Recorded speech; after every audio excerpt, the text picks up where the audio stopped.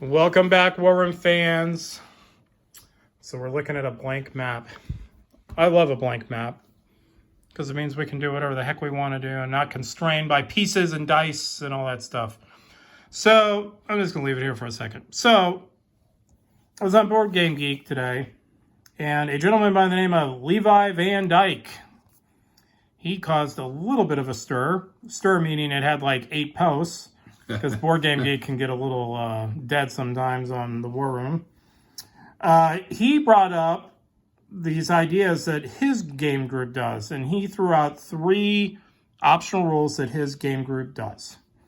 So the first one was their group doesn't like how there's that 1 turn delay on production at the beginning of the game. So basically, he called it the turn 1 double collect. So how their group plays it is that before the game starts, everybody collects income, and then everybody gets to build before the game starts and put those units on the map under construction. And then any resources left over are held over, and then you start the game, which is obviously collect resources. So that, that does throw a big variable in the game in the sense that everybody does have units under production. But also the idea that you could, if you wanted to, save resources like oil or more iron. So it's just definitely an interesting rule, and it definitely cuts down on the 1 turn delay when it comes to the production.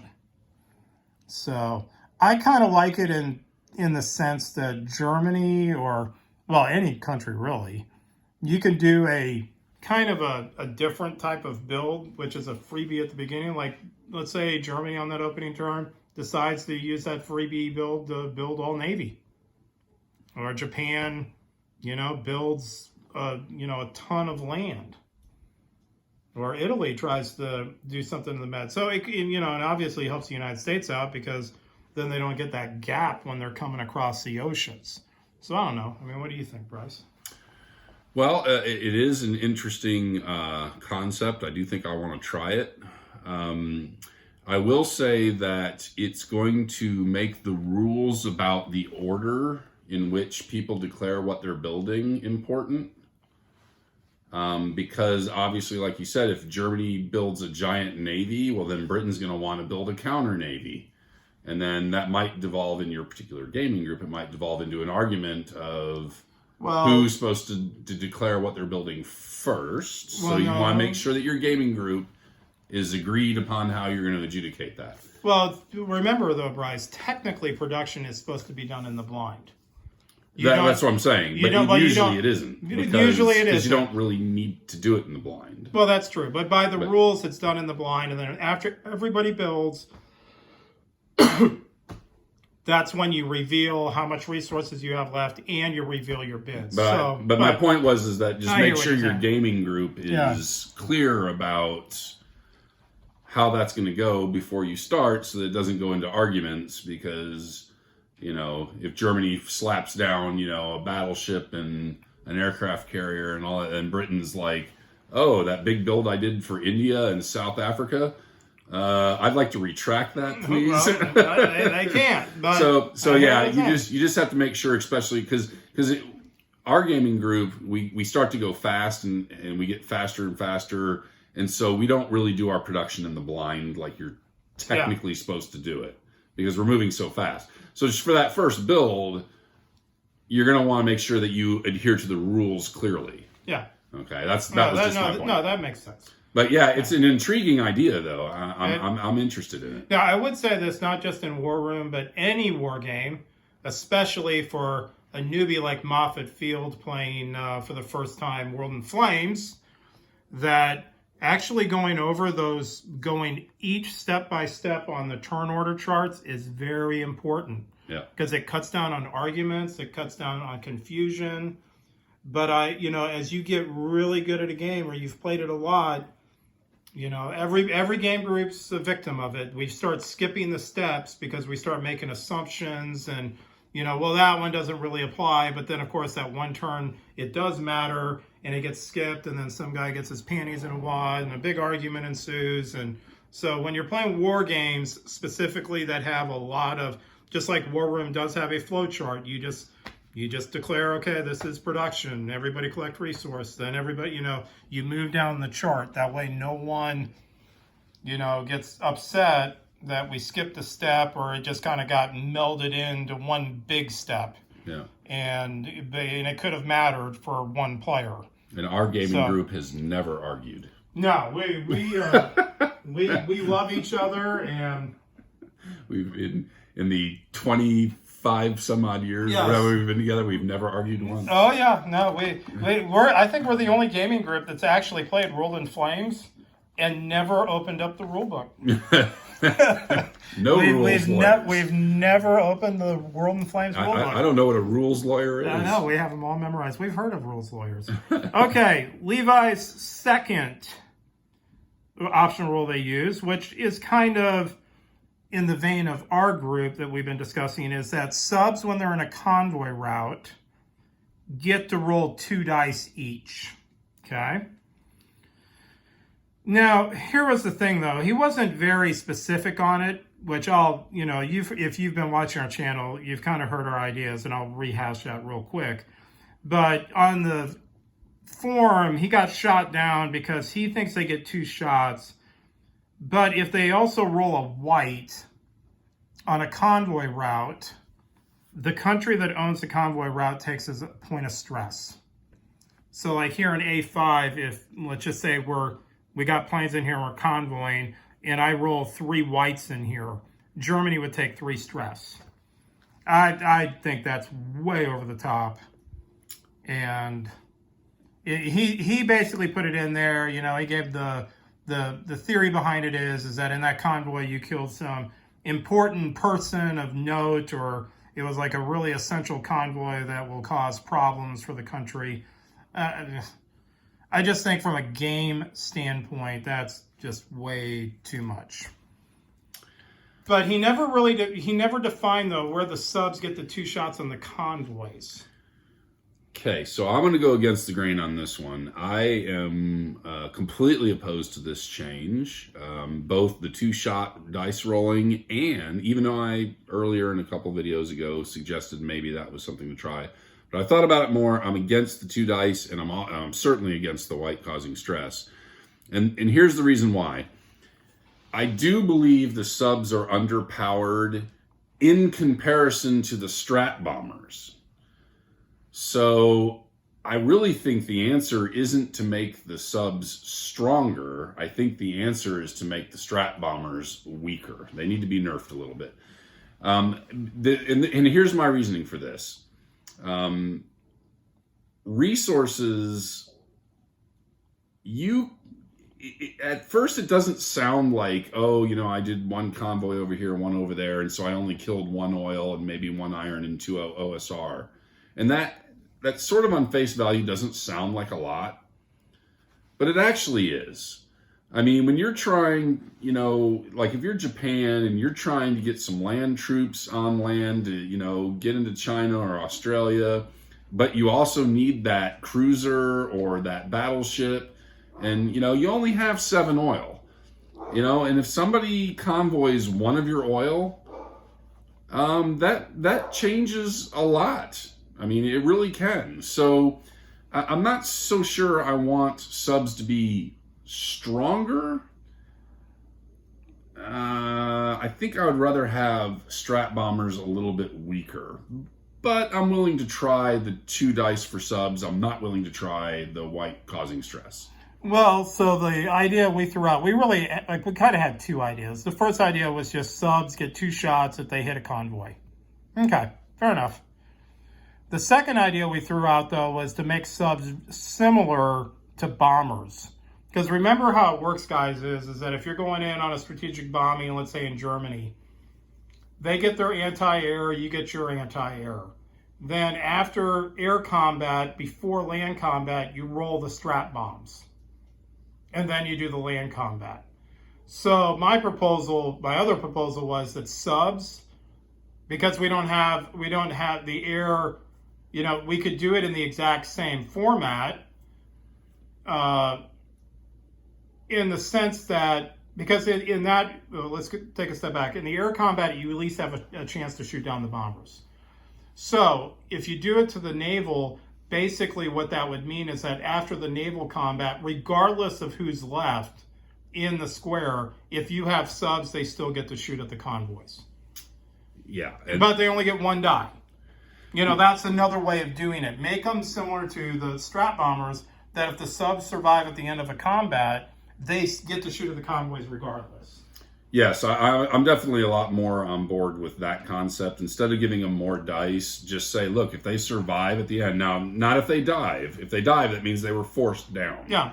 But if they literally survive the battle, they should get their convoy raid. Yeah. That I would definitely be more on board with than rolling the 2 dice. But, well, that's another way of powering down. If you say, well, let's power down the bombers, well, let's put the dive rule in effect for the bombers. Bombers that are in the damage column on strat bombing don't get to bomb. They aborted. They went home. And that's certainly... And that's certainly... I would definitely be willing to try that if a bomber is damaged, it's aborted. But I would say if you wanted to make it as apples to apples as you can, then the bombers are treated like the subs. So after the first batch of 10, if there's a bomber in the damage column, he aborts. Yeah. Which is the dive for the subs. So he's basically out. Now you could say, well, I wanted to try to shoot him down. Well, but he does, that doesn't matter. If we're trying to make the rules equal, then make them equal. Make subs and bombers basically play by the same rules when it comes to the strat bombing or the convoys. Yeah. So that you can abort the bombers on damage rolls, and if you do it at the end, just like a sub after the first batch of 10, there's a damaged bomber, he's aborted, or the sub, he dives, and then you go to the next batch, and so on and so on. Yeah. So the sub and strat bomber rules are definitely the only rules that I personally, I think, I don't know that I've put my finger on what the solution is yet, but I do think there needs to be a tweak in there somewhere. Not a big one, just a little one. Yeah, now I will say this. After playing 8 games of Global, in our specific group, now I've read guys on Board Game Geek where it just turns into this massive, everybody just builds bombers and they're going crazy. We've never really experienced that in this game. But the thing about it, though, is our experience of this game is it's not like 5 bombers come in and just totally annihilate a territory. It just takes 1 or 2. Yeah. You don't need to have 6 strat bombers going into a place unless it's heavily fortified with anti-air. 1 or 2 strat bombers in one territory can cause a huge amount of damage. Yeah, if you have 2 strat bombers that get into Greater Germany, for instance, oh my God. I mean, because you're rolling 8 dice. And if you think about it, the first roll of 4, everything hits. There's a red, there's a blue, there's a yellow for resources. Heaven forbid they're building anything. And then obviously blacks and whites hit. So basically, if you get into a major territory like Greater Germany, it's going to be catastrophic. Yeah, just 2 bombers will cause catastrophic damage. It's... But we had that one game, I think it was actually game 8, where I came in. That's right, it was at the opening turn, the little bomber that could. Yeah. Blew up like 3 guys in Ukraine, and then we were over here, and then I blew up some guys in Poland. Yeah. No, I ended up destroying like 7 of your units, and the way the game ended, if you would have had 7 extra units on that front, you probably would have crushed Russia. Or even half of them. Half of them. Let's say you only killed 3 instead of 7. Yeah, because that was the game, guys, where basically we fought from the Ukraine from turn 2 to all the way to turn 6, and Russia held it the entire game. Yeah. And basically 3/4 of the German army died in the Ukraine. Well, I think that was also the game where I rolled something like 36 dice and only 4 yellow. Yeah, that was the game, where the Russian infantry were supreme. Yeah, that was the game. But, so, that's kind of a very long-winded thing about the subs, but, at least I find it interesting, though, at least Levi, who I've never discussed anything with, I've never even seen him on the forums, even his group is talking about some of the same ideas we're talking about. And so that goes to his third idea, which is what we have definitely been talking about, is that he thinks over here that Japan should have you know, they're on victory conditions. So Bryce and I, if you'll see our video, we did play the Pacific War scenario because we just wanted to kind of see how that dynamic of U.S. against Japan would work, and also the victory conditions where Japan has to take either India or Eastern Australia for one, and then they have to take either Alaska, Hawaii, or Western United States to get their second, and if they do that, they win the game. Okay? Now, Levi had a different idea. His idea is that India, Eastern Australia, Alaska, and Hawaii are basically half a capital. So if the Axis take Moscow, then all Japan needs to do is take 2 of those 4 territories. So if they take India and Eastern Australia and Moscow falls, then the Axis win. So what do you think of that, Bryce? Again, I think, you know, I like his thoughts in terms of he feels like we do that there's a little something missing.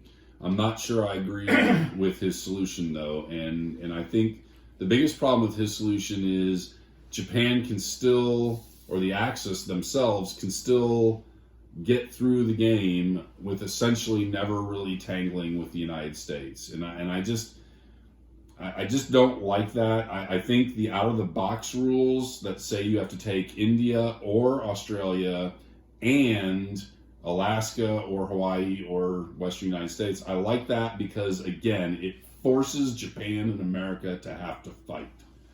And I just, America has to know that sooner or later, Japan is coming for them.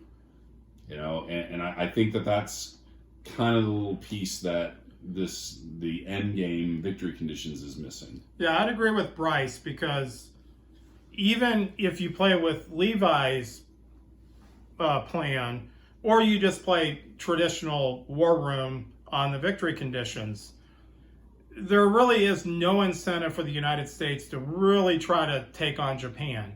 And quite frankly, if Japan realizes the United States isn't coming at them, then there's no reason for Japan to even care. And they just send everything into Russia, India, and just, you know, go crazy. But with the out-of-the-box specific war victory conditions, the United States does have to respect Japan, and Japan has a reason to actually come over and mess with the United States, specifically like Alaska.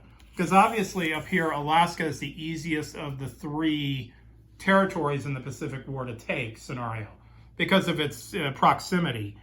Plus, you know, you can say, well, these are the 2. They're not going to take Western United States, but the United States does have to cover both of them.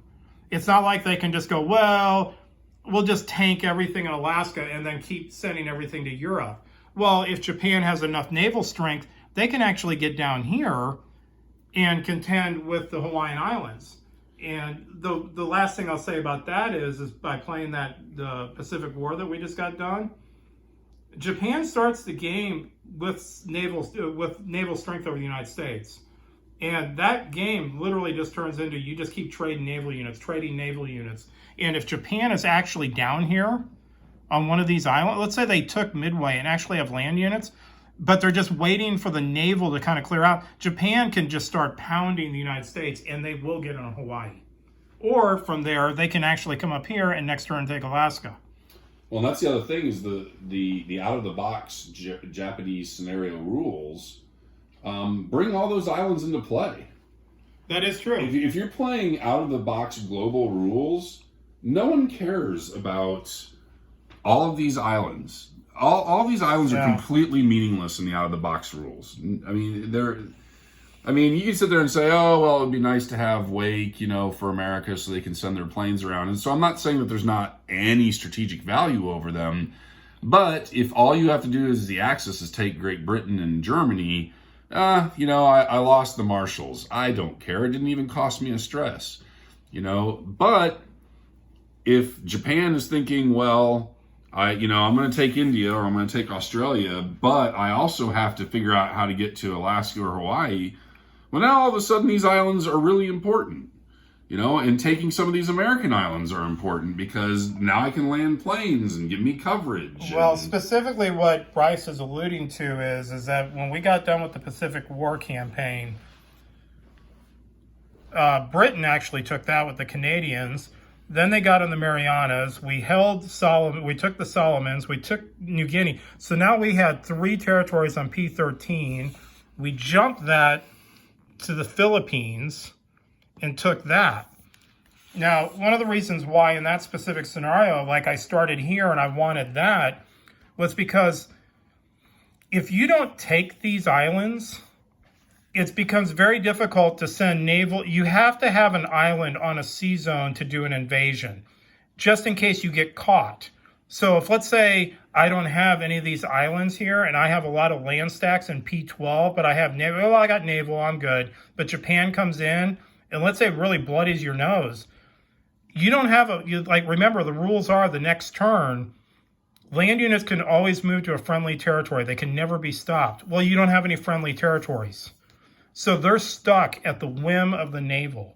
So it's important, like if Japan's coming over here, all of a sudden Midway for Japan is a huge island because it's on 3 sea zones. But if your invasion fleet is up here trying to take Alaska, but it goes south, at least you can just land all your land units, regroup, bring more naval over. If you just show up here and you don't have Midway or the Aleutians, you better be 100% confident because your entire amphibious fleet could get stuck here just fighting naval engagements, and they'll never be able to get off of there. So that's why these islands become important, specifically Midway. Midway, if you put those rules in effect that we're talking about, then for Japan, Midway is like the primo island, like for the United States, the Marianas is. You can now hit Hawaii and Alaska with land-based aircraft out of Midway. It's a really important island. Yeah. Unless the United States just doesn't care and, they don't guard anything and you just sashay on over and just invade, which is unrealistic, but it's unrealistic because the victory conditions of the game make it so. The United States doesn't have to care about Japan at all. So, I would be curious, and, if a actual game tester actually sees this video, I would love to hear your comments. I mean, and please understand, I am not bashing this game in any way at all. I think this is actually probably the funnest game, the most well thought out game that I've played in a long time. And I've got a ton of games over my, 30 some odd years of playing. So I'm not bashing at all, but I am curious, was it perhaps an oversight that the Japanese victory conditions for the scenario were left out of the global game? Because, or did you guys actually play test that? And for one reason or another, you thought it didn't work? Because I would really be interested to hear from the playtesters, or even, heaven forbid, Larry himself, actually tell us, we did try that, but this is what we found happened. Because I think when we play Saturday, I think we are going to institute the Japanese victory conditions and just see how it goes. Yeah, I think, we're definitely Saturday, because that is the plan, that we're going to have our full game group. And so we're gonna play that, and we're going to see how it works out. Okay. Now, so that's basically what Levi threw out there and what a lot of the guys on the forums have been discussing today. And I'm just going to add one more to Levi's thing that I've talked to Bryce about, but let's see what you guys say. One of the things about the United States is we have found that with only 9 commands, they are like really constrained to get stuff moving, especially early in the game. And I came up with an idea. I bounced it off Bryce one time, but we'll kind of discuss it again. Is that, Italy and China only get 6 moves. Everybody else gets 9. And the idea behind it was that Italy and China obviously are smaller, minor countries. But, from a game point of view, obviously they don't need 9 commands. But the idea is they're smaller nations and everybody else gets 9. I think the United States should get 12. But here's how I propose to do it. Before the turn, when the turn starts, before turn order, the United States has to declare what they're doing. And they only have 2 options. They can declare 6 moves on the Pacific map and 6 on the European map. Or they can declare 1, like they can declare 9 on one and 3 on the other. Those are their only 2 options. So they can kind of be, kind of going both ways, but 6 moves on each side of the globe will give them enough to kind of move around. But if they're really focused on one side, they can do all 9 on one and only 3 on the other. I don't know. Maybe that would unbalance the United States. Now all of a sudden the United States is right on top of everybody. I don't know. I mean, what do you think, Bryce? Well, I think if you're going to leave the rules as they are out of the box, that's something I might want to try. I think if we include the Japanese victory conditions, I think I want to keep America at 9 and just see, because right now, well, that definitely would, yeah. Because right now, what's our victory total for Axis and Allies? Well, our global games were 5 Allied, 3 Axis. So the data is still pretty small. Because I guess it really comes down to what's the ultimate goal here? Is the ultimate goal to develop a World War II game where there's truly a 50-50 shot for both sides to win?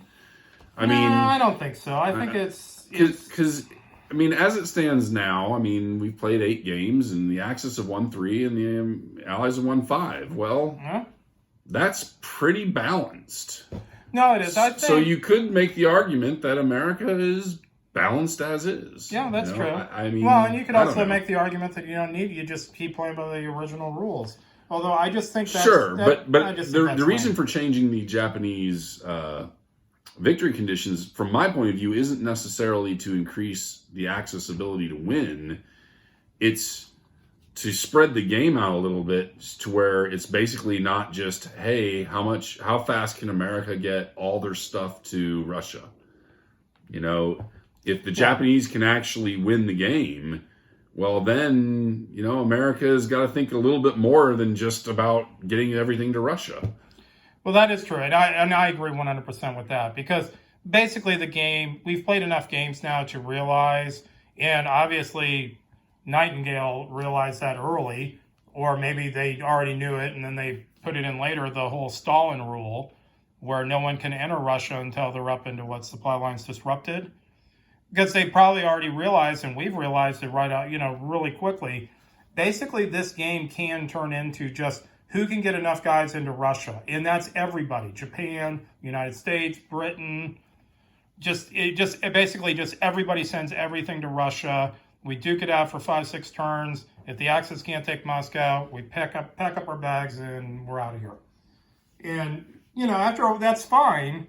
But once you do that 6 times, you're kind of like, this game's getting kind of stale all of a sudden. Yeah, it's pretty one-dimensional. It just becomes just a bum rush on Moscow, and, that gets tiresome after a while. And I could, I've pointed it out, but I don't go too over the top on it. But I think sometimes Germany, specifically Germany, can, because of their actions, make the Allies do that to a certain extent. Like if they don't keep, like over here in Germany at the beginning of the game, if they don't keep any Air Force over here, they just let their Navy die off. They don't even care and just send everything over here.